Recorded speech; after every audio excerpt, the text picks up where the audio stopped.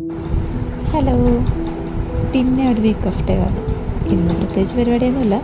അപ്പനായിട്ട് just 2-3 മണിക്കൂറൊന്ന് പുറത്തേക്ക് പോയി. അങ്ങനെ കുറേ നാൾക്ക് ശേഷമായിട്ടാണ് ഞാനും അപ്പനും കൂടി പുറത്തിങ്ങനെ കറങ്ങാൻ ഇറങ്ങുന്നത്. ഞങ്ങൾ ചുമ്മാ ജസ്റ്റ് ഒന്ന് പള്ളിയിലൊക്കെ പോയി അങ്ങനെ കുറച്ച് നേരം, ഒരു 2-3 മണിക്കൂർ.